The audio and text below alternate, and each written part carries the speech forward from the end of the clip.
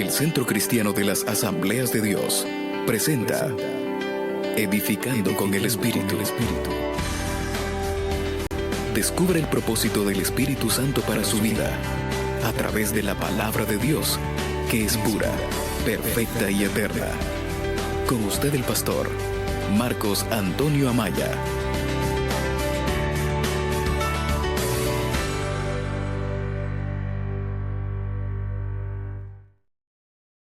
Cómodo predicar en serie, es decir, tomar un asunto importante y sobre ese asunto preparar una serie de predicaciones, porque es la manera en la que yo puedo profundizar sobre ese tema, y a ustedes debe de serles más familiar poder relacionar esos diferentes aspectos que hay sobre ese tema. Como recordarán, o ya lo he dicho repetidas veces, que este asunto de que Dios pide, ese es el título de la serie, de que Dios pide, es un asunto misterioso, porque decir verdad, Dios no necesita de nadie ni de nada. Sin embargo, en esta serie aparece Él pidiendo algo de nosotros. Es una cosa curiosa, es una cosa que no tiene fácil explicación, pero sí la tiene. Y también lo he dicho en las diferentes predicaciones de esta serie, que cuando Dios pide, todo lo que quiere es probar el grado de obediencia de las personas que dicen que lo aman. Cuando Él les pide, todo lo que quiere probar es qué grado de obediencia, qué grado de docilidad hay en esas personas, y por eso Dios pide en determinado momento.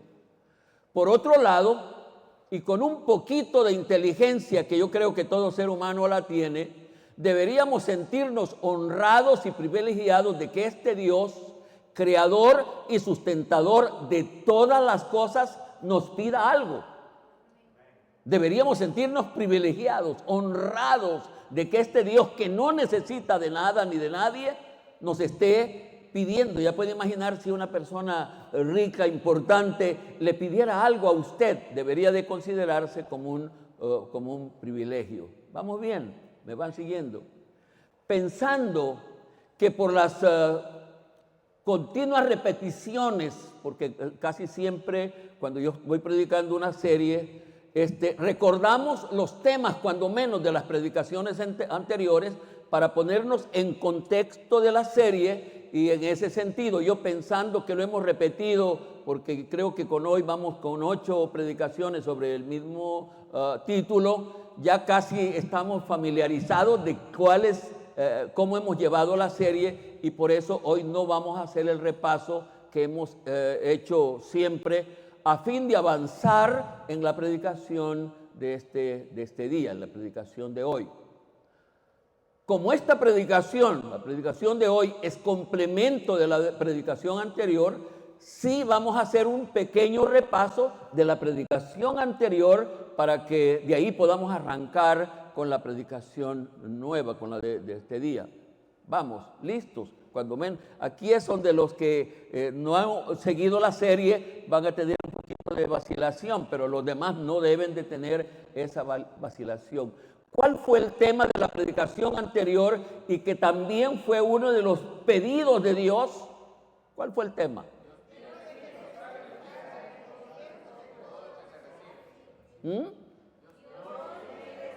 Vamos a ver si lo podemos decir así para que los que están nuevos hoy lo puedan repetir. Dios pide que se le consagre el diezmo de los ingresos recibidos. Ese fue un pedido de Dios. Esto no es asunto del pastor. Y yo dije en la predicación anterior que tomé la decisión de predicar esto no porque yo lo necesite, sino porque es bíblico. Y para ver si es posible orientar al oyente, ayudar al creyente a que haga las cosas como Dios dice y entenderlas como están escritas en la palabra de Dios. ¿Cómo dijimos que fue el tema de la predicación anterior? Dios pide que se le consagre el diezmo de los ingresos recibidos. Recuerdan que la predicación anterior la inicié refiriéndome a una anécdota que yo creo que es historia. ¿Recuerdan? ¿O no? ¿La recuerdan? ¿Cuál fue esa anécdota, esa historia que conté? ¿Ah? No, esto fue de ese creyente que era muy fervoroso a la hora de estar oyendo la predicación. Y cuando el predicador, y en esa ocasión él está predicando un mensaje de esos de motivación, y él está diciendo, hermano, si usted tiene un carrito así ya viejo, bote ese carro, pida, espere que el Señor le va a dar un Mercedes-Benz. Y el hermanito allá atrás estaba diciendo, amén, hermano, gloria a Dios, hermano. Y el predicador siguió, si su casita es un ranchito, bótese esa casita vieja y pide una residencia porque Dios es rico y Dios le va a dar. Y el hermanito allá estaba, gloria a Dios, hermano, bendición, hermano. Y el pastor siguió hablando de esas cosas así, pero él finalmente dijo, pero también usted tiene que consagrar sus diezmos. Y en ese momento el hermano dijo, tan bonito que iba el pastor, dijo, ya se le metió el diablo, dijo. Con eso empecé la predicación anterior y la hago alusión a hoy. ¿Comprendemos lo que es el diezmo? ¿Qué es el diezmo? Es la 10ª parte de un todo, la 10ª parte de un todo. Sobre este asunto de la consagración del diezmo, ¿cuál es el principal argumento de los opositores? ¿Cuál es el principal argumento de los que no están de acuerdo a consagrar sus diezmos? Y no solo no están de acuerdo ellos, sino que le hablan a otros. ¿Cuál es el principal argumento? Que el asunto de consagración de los diezmos solo fue para la ley. De eso traté en la predicación. Solo fue exclusivamente para la ley. ¿Cómo se puede argumentar? Como no se puede argumentar que no es bíblico, se valen de ese argumento que necesita un poco de documentación de que fue para la ley. Se practicó, se practicó la consagración de los diezmos antes de la ley. ¿Sí? ¿Quiénes, por ejemplo? Abraham vivió antes de la ley, seguro. ¿Quién otro? ¿Vivió Jacob antes de la ley? Seguro que sí, literalmente Abraham y Jacob consagraron sus diezmos y en eso vimos ese versículo que Dios dice que Jacob los diezmos apartaré para ti.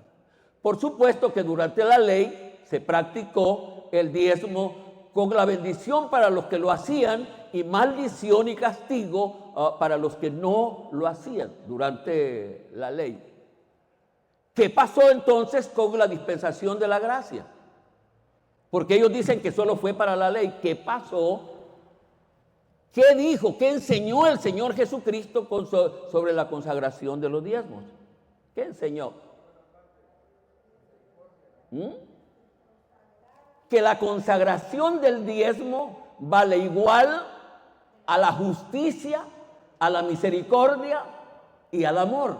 Eso fue lo que enseñó el Señor Jesucristo, que la consagración de los diezmos vale igual a practicar la justicia, la misericordia y el amor. Esa es la apropiada y correcta interpretación de Mateo 23:23. ¿Recuerdan qué dice Mateo 23:23? Estoy repasando un poquito la predicación anterior. Dice Mateo 23:23. Hay de vosotros, para que quede claro eso que acabo de decir, que cuando el Señor escribe o ordena o dice esto para que Mateo lo escribiera, lo que él quiso decir es esto que estamos interpretando. Dice él, hay de vosotros escribas y fariseos hipócritas, porque diezmáis la mente y el eneldo y el comino, y dejáis lo más importante de la ley, que es la justicia, la misericordia y la fe. No es el amor, sino la fe. Y dijo el Señor, sigue diciendo el Señor, esto era necesario hacer. ¿Cuál es esto? La justicia, la misericordia y la fe. Esto era necesario hacer. ¿Y qué siguió diciendo? Sin dejar de hacer aquello. ¿Qué quiso decir? Que había que practicar las dos cosas. Y en esto el Señor puso a la par, eso así lo interpreto, puso a la par la consagración de los diezmos con la justicia, la misericordia y la fe. Estoy refiriéndome a lo que escribe la Biblia sobre la consagración de diezmos en la dispensación de la gracia. En la continuación de la predicación anterior, porque lo dije en ella, viene la predicación de hoy bajo el tema, y esta es la parte que hoy se le ponen todo el cuidado, porque de ahí en adelante sigue la predicación de hoy. En lo anterior hemos estado repasando. ¿Cuál es el tema? Está delante de ustedes. Principios que deben de ser practicados en la consagración del diezmo. ¿Lo repetimos?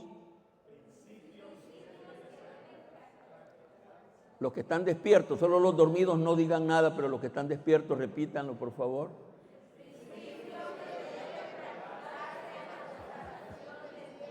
Se me quedaron algunos que están despiertos y ellos creen que están dormidos. ¿Cuál es el tema de hoy? Principios que deben de practicarse en la consagración de los diezmos. Principios. ¿Qué se entiende por principios, principio o principios? ¿Qué se entiende? ¿Qué es un principio o qué son principios? ¿Qué se entiende? ¿Tienen una idea? ¿Qué son principios? ¿Lo pueden decir? Aspectos que son fundamentales para determinado asunto. Principios son aquellos aspectos que se consideran como las reglas o normas que fundamentan determinado asunto. Hoy vamos a ver sobre qué principios, como dice el tema, deben de practicarse en este asunto de la consagración de los diezmos, porque es posible que hay personas, no sabría decirlo si entre ustedes, que consagran sus diezmos, pero por no conocer estos principios o pasar por alto estos principios, cometen errores y no reciben las bendiciones que deberían recibirse. Por eso la necesidad de conocer estos principios que están establecidos en la palabra de Dios sobre el asunto de la consagración de los diezmos. En este tema vamos a considerar algunos de esos principios bíblicos que constituyen el fundamento de la doctrina del diezmo, porque decir verdad, esta es una doctrina bíblica. Y si es una doctrina bíblica, debe de ser creída, entendida, enseñada y practicada por el pueblo evangélico. Estoy hablando de una doctrina de la palabra de Dios. Y una doctrina lo estamos viendo en un culto aparte de estamos analizando las doctrinas bíblicas y ya sabemos que no cualquier idea, ni cualquier versículo nomás es una doctrina. Para que algo sea doctrina, tiene que tener respaldo en el Antiguo Testamento y respaldo en el Nuevo Testamento, una vez aquí, 2 veces allá, 3 veces aquí, a fin de constituirse como la doctrina. La enseñanza del diezmo, pues, es una doctrina y por eso debe de ser enseñada, debe de ser creída, debe de ser practicada por los creyentes. Principios, porque vamos a ver varios principios, cuando menos en esta predicación hay 6, son los que yo pienso. Posible que otro le agregue más otros principios. No creo que quite algunos de los que voy a compartir, porque los que voy a compartir tienen todo el respaldo bíblico. Escuche bien esto, nos conviene a todos. Número 1, principio 1 diríamos, que Dios quien pide el diezmo y quien lo consagra lo debe de hacer para Él. Lo voy a repetir. Préstele toda la atención. Que es Dios quien pide el diezmo. Estamos hablando viniendo de parte de Dios. Es Él el que pide el diezmo. Pero ahora veamos quién lo consagra. Y quien lo consagra lo debe de hacer para Él. Principio número 1. Principio bíblico, principio fundamental para esta doctrina. Se comprende, ya lo vimos, que se comprende este principio. ¿Cómo dice el principio? Dios, quien lo pide, quien pide el diezmo y quien lo consagra debe de hacerlo para Él. El desconocimiento de este principio ha llevado a muchos creyentes que dan sus diezmos, primero a no recibir las bendiciones prometidas y en el peor de los casos a cometer graves errores. Si alguien va a consagrar sus diezmos y no comprende este principio, va a cometer graves errores. Va a cometer graves errores. Como lo he dicho en los anteriores pedidos de Dios, Él no tiene necesidad de nadie, de nada de lo que pide, lo hemos visto. Entonces, sino que lo hace para probar la obediencia de los creyentes, y lo mismo sucede en el pedido del diezmo. El que pide los diezmos es Él, estoy hablando bíblicamente. Pero hoy estoy diciendo que este pedido de Dios, el asunto de los diezmos, este pedido de Dios, se debe de fundamentar en el principio que el diezmo es Dios quien lo pide. Amén. Es Dios quien lo pide.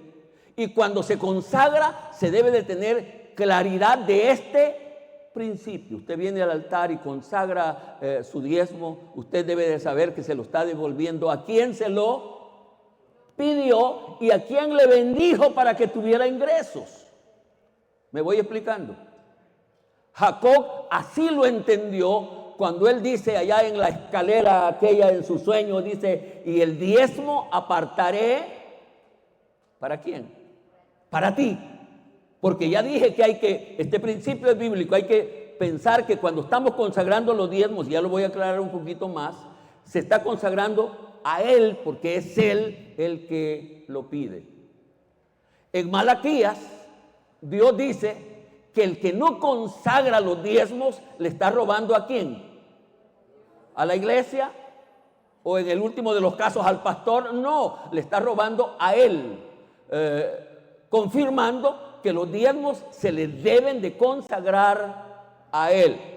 Vamos bien, va quedando claro lo que voy diciendo.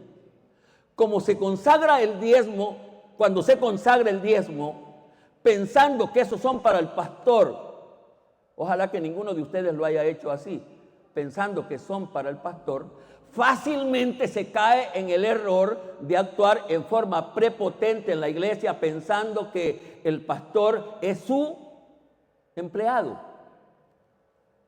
Eso ha sido abundante en las iglesias. Un creyente que es fiel, es fácil que caiga en la trampa cuando consagra sus diezmos, pensando que los diezmos se los está dando al pastor. Él se vuelve un miembro, un creyente así, prepotente, y cree que el pastor es su empleado, lo cual no es cierto, por supuesto, sino que uno al consagrar los diezmos está pensando que se los está devolviendo a quien lo está pidiendo. Me voy explicando. Este pensar, que acabo de, este principio mal o no entendido, este principio puede también ser destructivo para el pastor, porque pensará, cuando él cree que los diezmos se los están dando a él, ¿él qué puede pensar? Hay un miembro que es muy responsable, consagra. ¿Qué va a pensar él? Se lo están dando a él. ¿Qué puede pensar? ¿Qué puede pensar? Que él es un empleado de ese hermano y que a esos hermanos que consagran sus diezmos no los puede tratar un poco mal. Tiene que hacer excepciones con ellos. ¿Por qué?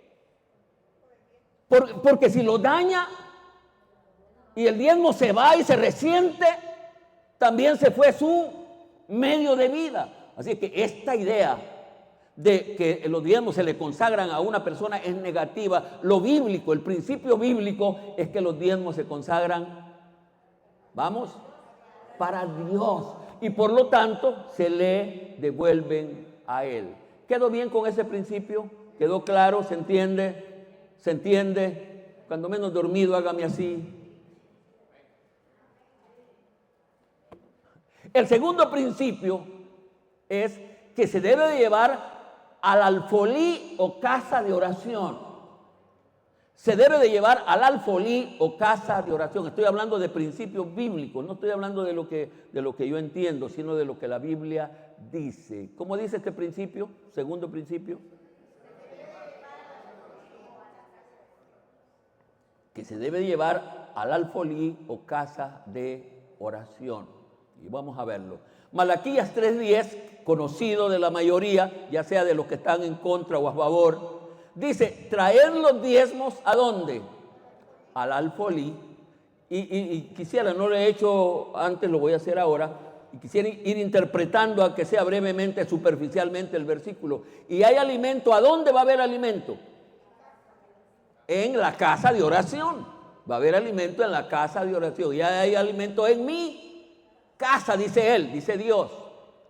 Y aquí hay una cosa muy interesante en este versículo. Yo siempre he creído que a Dios no le agrada que lo probemos. Yo he tenido experiencias tristes de ver, no en mí, en otros, cuando alguien ha querido probar a Dios. Estoy recordando un triste suceso con una persona en una iglesita donde yo todavía era miembro. Estoy hablando de muchísimos años atrás. Ese hombre, con un grado económico un tanto solvente, tenía 2 hijos, parece que lo he contado aquí, 2 hijos ahí por 12, 13 años. Él era muy robusto, así, los hijos también. Y un día los niños jugando, uno de ellos le pegó un puntapié en la boca del estómago al otro y cayó. Él era doctor y el niño cae ahí desmayado. Le dicen a él, lo llaman y le dicen: mire que ahí hubo un problema con los niños y uno de ellos está desmayado. Él viene, lo coge, lo pone en el mostrador de la farmacia, tenía su farmacia. Y estando ahí, según yo, cometió el error más grave de su vida.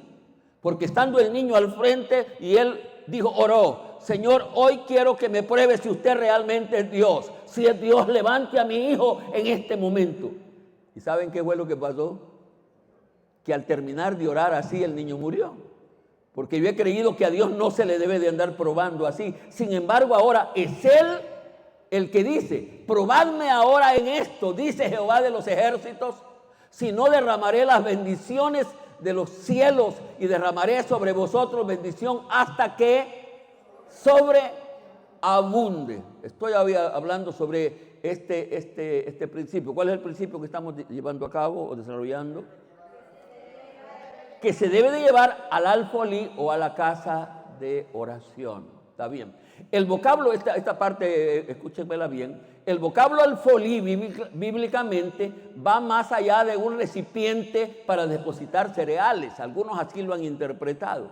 No es correcta esa interpretación. El asunto de alfolí va más allá de ser usado, de ser un recipiente grande donde se echan granos básicos. Se puede decir que el alfolí bíblico era un predio amplio a donde se llevaba el diezmo de todo lo recibido y que eso se practicó tanto en el tabernáculo anterior como en el templo. El alfolí no era un cajón, era un sitio a donde se llevaban todos los diezmos. Animales, como lo van a ver en la cita que voy a mencionar a continuación. Por favor, ir a Deuteronomio capítulo 14, versículo 22. Deuteronomio 14, 22.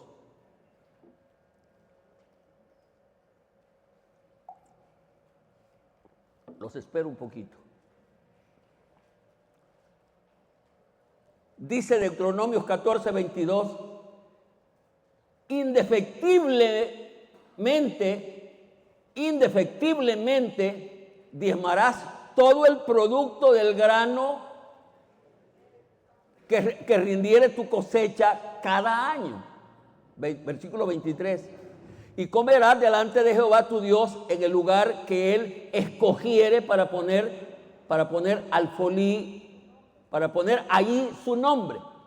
El diezmo de todo grano, de todo vino, de todo aceite y las primicias de tus manadas, de tus ganados, para que aprendan a temer a Jehová tu Dios todos los días. Versículo 24. Y si el camino fuere, mire este otro detalle, y si el camino fuere tan largo que no puedas llevar por estar lejos de ti al lugar que Jehová te dio, que hubiera escogido para poner en él tu nombre, cuando Jehová tu Dios te bendijere, entonces lo venderás y guardarás el dinero en tu mano y vendrás al lugar que Jehová tu Dios escogiere. Estoy diciendo que el diezmo, por ordenamiento bíblico, debe de llevarse al lugar que Dios escogiere. Para Israel ese lugar fue primero el tabernáculo y un poco después el templo, donde se llevaba. Si eran lejos donde iban a venir y el templo estaba lejos, entonces podían vender las cosas que eran el diezmo para traer solamente el dinero, pero traerlo al lugar. Versículo 26 también lo tengo en mis notas. Y darás el dinero por todo lo que por todo lo que deseas, por vacas, por ovejas, por vino, por sidra o por cualquier cosa que tú deseares, y comeréis allí delante de Jehová tu Dios, y te alegrará tú y tu familia. Lo mismo, ya hemos leído que eso se practicaba así en la ley. En la ley se llevaban las cosas. Estoy diciendo que el diezmo debe de llevarse al lugar que él escogiere. No es asunto que yo lo voy a ir a dejar allá, yo lo voy a dejar allá. Lo mismo sucede en la dispensación de la gracia. 1 Corintios 16:2 dice, 1 Corintios 16:12, el primer día de la semana cada uno de ustedes apartará y guardará algún dinero. Y lo expliqué al otro día que este versículo tiene que ver con el diezmo, porque es conforme a sus ingresos. No era ofrenda voluntaria, sino que de acuerdo a los ingresos debería llevar el primer día de la semana a la casa de oración. ¿Cuál es el principio que estamos tratando hoy? Que el diezmo hay que llevarlo al alfolí o a la casa de oración. Para el Nuevo Testamento, para la iglesia, para la gracia, los diezmos se consagran en la casa de oración. Este principio tiene toda la lógica, porque el diezmo lo pide Dios, es de Dios y debe depositarse en la casa de oración, donde los creyentes vienen para encontrarse con Él, para adorarlo a Él en espíritu y en verdad. Segundo principio. Vamos con el tercer principio, que es Dios. Y estas cosas, fíjense que yo creo que fui guiado para irlas colocando, porque son como los puntos débiles de algunos creyentes, no del creyente honesto, del creyente fiel, del creyente responsable, pero de algunos sí buscan alguna excusa para no hacerlo. Número 3, que es Dios quien decide qué hacer con el diezmo.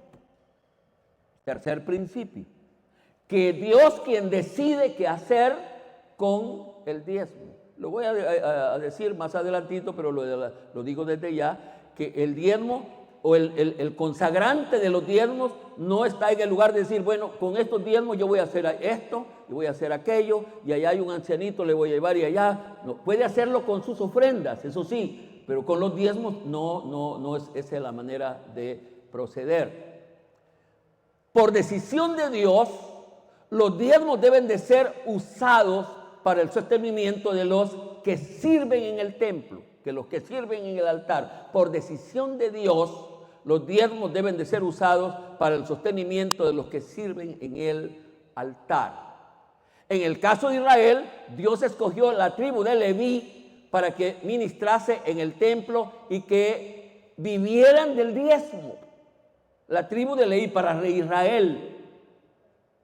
Eran ellos los que administraban los diezmos al mismo tiempo y quienes vivían de los diezmos. ¿Quién lo decidió? Dios. Dice Números 18:21. Números 18:21.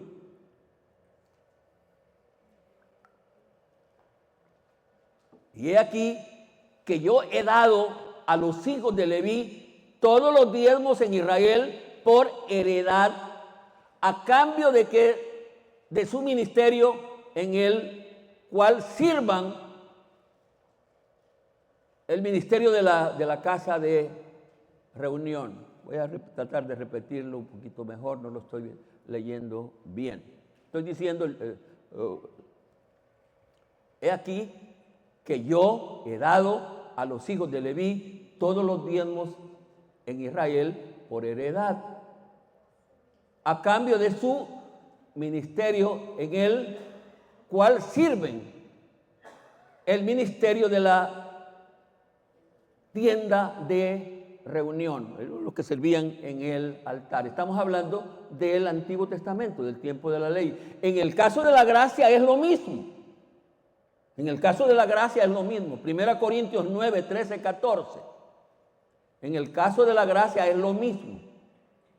1 Corintios 9, 13. Estoy hablando de esos principios que son básicos. Ya sé que si usted no quiere no lo va a hacer porque voy a terminar diciendo eso, pero lo que no quiero es que haya ignorancia. Lo que quiero es que haya conocimiento bíblico cómo se debe de proceder. Dice 1 Corintios 9, 13 y 14. ¿No sabéis que los que trabajan en las cosas sagradas comen del templo y que los que sirven al altar, del altar participan? Así también ordenó el Señor a los que anuncian el Evangelio que vivan del Evangelio. Esto es la gracia. Así fue el Señor quien determina también de que los que sirven en el altar, del altar, pueden participar. Amén. Bíblicamente ni lógicamente el consagrar del diezmo o el que consagra el diezmo tiene el derecho de hacer con ellos lo que quiera. Ni bíblicamente, ni lógicamente, porque no son de él. Son de Dios. El que tiene el derecho de decidir qué hacer es él, es Dios. De que bíblicamente ni lógicamente el consagrante, el que consagra sus diezmos, tiene el derecho de hacer con ellos lo que quiera. Ninguno puede hacerlo. Cuando menos eso es lo correcto. Principio número 3.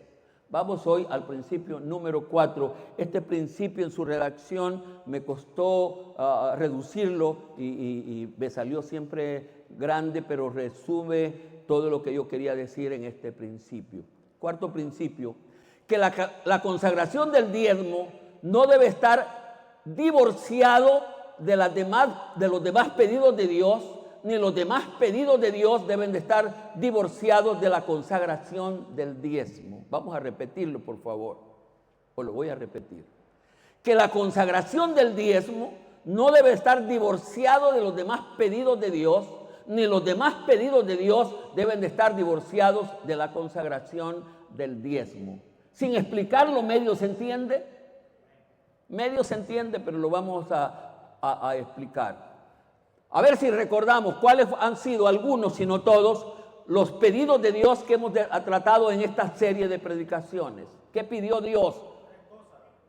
La primera predicación dice que Él pidió 3 cosas. Pidió justicia, misericordia y humillarse delante de Dios. Eso es lo que pidió. Entonces, ¿qué otro pedido? Pidió que lo amáramos del corazón. ¿Qué otra cosa? Pidió que fuéramos fieles. Él pidió fidelidad. ¿Qué otra cosa? Pidió santidad también. Él quiere que seamos santos. ¿Algo otra cosa? Que le amemos de todo nuestro corazón. Y ahora estoy diciendo que esos pedidos con la consagración del diezmo no deben de estar divorciados. Y pregunto, ¿se entiende, se comprende esto del divorcio? Díganme algún sinónimo de divorcio. Separación. Entonces quiero decir que no deben de estar separados, que no deben de estar opuestos, sino que debe de haber unidad en ellos. Y explico esto. O pregunto, ¿es posible que se dé este divorcio? ¿Es posible? Si se da ese divorcio, ¿cómo sería? Un hermano, él ha entendido que la bendición de Dios le llega cuando él consagra sus diezmos. Aunque los diezmos no es para ver hacia el futuro solo en una parte, sino es pensar en el pasado, porque ya el Señor bendijo para hacerlo. Pero cuando hay buena administración, el Señor puede dar más. Pero hay un hermano que él consagra sus diezmos, pero dice, yo voy a diezmar, como pasa en alguna gente, pero yo no voy a cumplir los otros pedidos de Dios. ¿Se puede? Seguro, pero él no va a recibir la bendición de Dios porque los otros pedidos de Dios no están divorciados con la consagración de diezmos. De la misma manera, al otro lado, puede ser que hay un hermano que él cree que es santo, que él cree que es fiel al Señor, que él cree que ama al Señor de todo corazón, pero él dice, no voy a diezmar. no diezmo. No sé por qué pueda decir eso. Entonces, estoy diciendo que si se quiere una bendición integral, no debe de haber divorcio entre esos otros pedidos de Dios y este pedido de Dios de consagrar los diezmos. ¿Se entiende? ¿Se entiende? ¿O no? ¿Para cuánto se entiende? Por favor. Usted no puede decir, voy a consagrar el diezmo, pero voy a vivir como a mí me da la gana. No puede decir eso. Si usted consagra los diezmos y quiere bendición integral, también viva para Dios.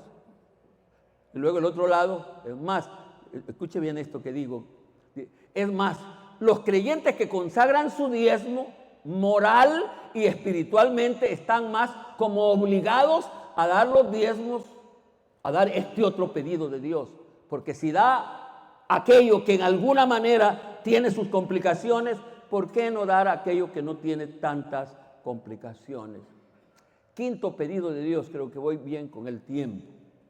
Quinto pedido de Dios, que cuando estos son abundantes, también también deben de ser usados para misiones de la iglesia local. Voy a repetirlo porque no lo leí claramente. Estoy diciendo, es otro principio, que cuando los diezmos son abundantes en una congregación local, también deben ser usados para misiones de la iglesia local. No solo para el sostenimiento del sacerdocio, como bíblicamente lo venimos diciendo.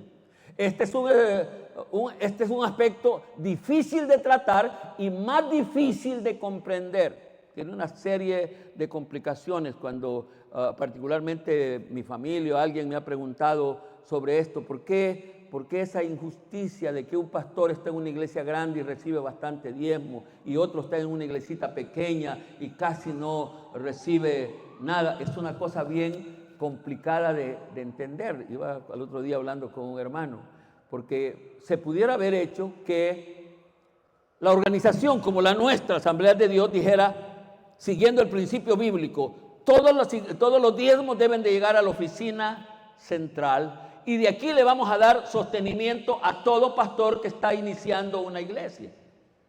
Como somos humanos, ¿qué cree que pasaría? Hay un pastor que está en un cantoncito allá, nadie lo supervisa, nadie le dice nada, y de paso todos los meses le van a dar cuando menos el mínimo, dijéramos. ¿Qué cree que va a hacer? Se va a acomodar, no va a querer trabajar, no va a crecer la iglesia, no, porque él ya está recibiendo. Pero ese sistema en que en las asambleas de Dios un pastor, pasé por eso yo muchas veces, se manda un grupito donde solo hay 2 creyentes, 3 creyentes, 4 creyentes, y los primeros meses se come un milagro de Dios y en la misericordia de Dios va creciendo. Otros días más después le dan un poquito más, otros días más después un poquito más. Entonces es un problema muy difícil de entender y de explicar. No se puede negar, porque esa es la verdad bíblica, que el diezmo es consagrado para Dios. Su principal fin es el sostenimiento del sacerdocio, pero también es bíblico que cumplido el primer objetivo, el diezmo se use para otros fines, siempre que tengan que ver con las responsabilidades espirituales de la iglesia. ¿Cuáles pueden ser algunas responsabilidades espirituales de la iglesia? El evangelismo, el atender a sus ancianos. Seguro que debe de haber esa posibilidad, porque también es principio bíblico que cuando los diezmos son abundantes se puedan tomar para las obligaciones y responsabilidades que tiene la iglesia. En el sistema administrativo de la Asamblea de Dios hay congregaciones que han establecido el sistema de alfolí, pero que el sistema deja mucho que desear. Yo fui pastor de una iglesia con sistema de alfolí y fue el tiempo muy triste económico. No hubo eso que dice la Biblia para que abunde. Y los que se adueñan no son los que deberían tener el derecho de decisión. Yo fui pastor de una iglesia de alfolí y entraba dinero en cantidad y a mí me daban una...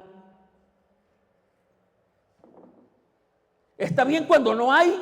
Yo pasé por donde no había dinero y no recibía nada algunas veces, por semanas enteras, ni un centavo. no recibía nada. Pero cuando hay dinero y está el dinero ahí y el pastor no tiene para cumplir sus necesidades, es una cosa muy triste. Las iglesias grandes que tienen alfolí, los líderes se vuelven tan tacaños que no quieren sacar más centavos para poder que el pastor tenga alguna solvencia para sobrevivir, para que no quede, porque es decir, si eso lo usan, lo administran los diáconos.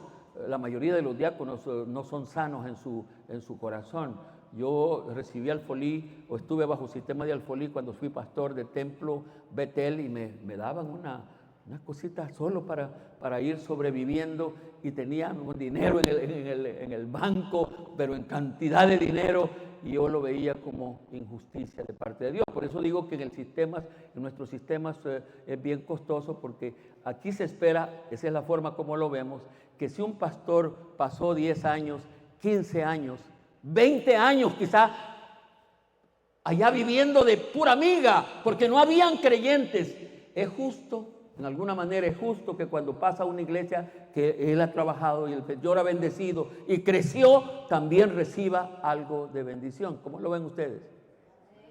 Porque hay creyentes que les agrada ver al pastor en desgracia. Hay gente que le agrada. Aquí hay gente que dice, ¿cómo voy a dar diezmo yo si el hermano Marcos tiene carro nuevo y yo no tengo carro nuevo? Es que yo no recibo diezmo de ustedes.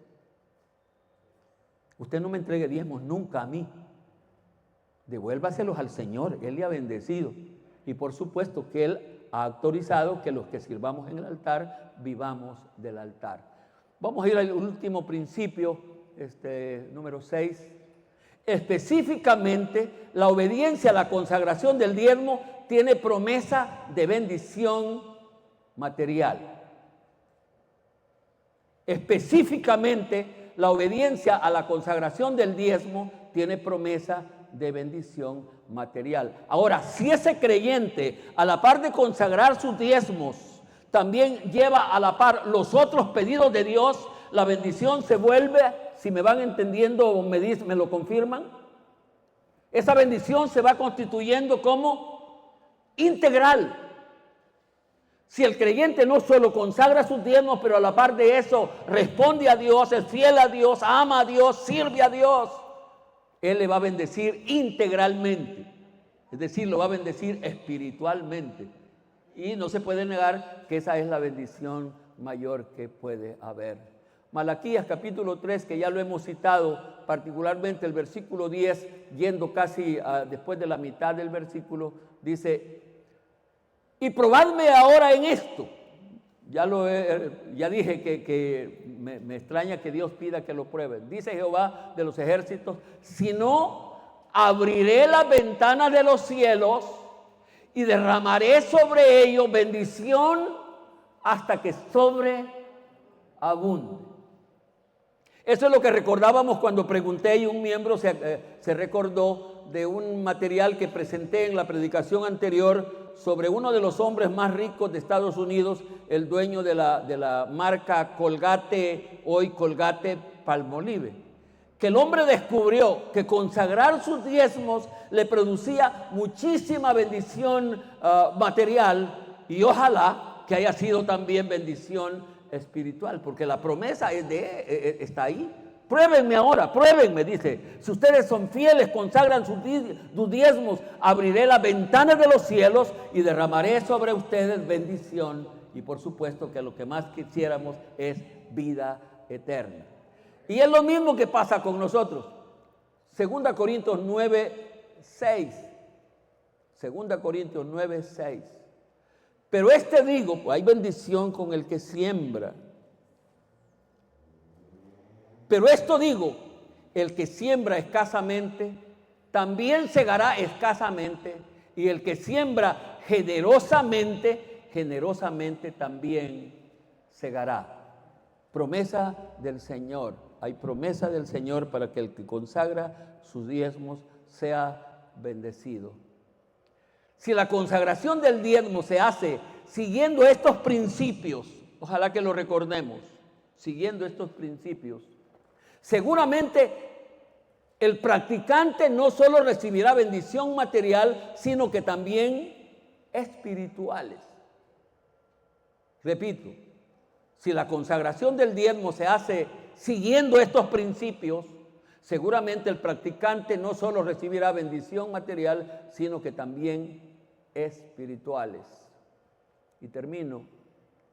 De todas maneras, para que no haya aflicción más de la que debe de haber, de todas maneras, en la dispensación de la gracia, la consagración del diezmo responde al grado de gratitud y obediencia a Dios y a su palabra. A nadie van a echar de una congregación. Lo que más puede hacerse es que no sea un miembro participante, porque no es correcto que alguien que no comprende ni obedece la palabra de Dios sea un líder que dirija parte de la iglesia. Eso no es conveniente, pero en la gracia, quienes participan de este, valga la palabra una vez más, gracia también, solo es por el grado de, responde al grado de gratitud y obediencia a Dios y a su palabra. Vamos a dar una ofrenda de palmas.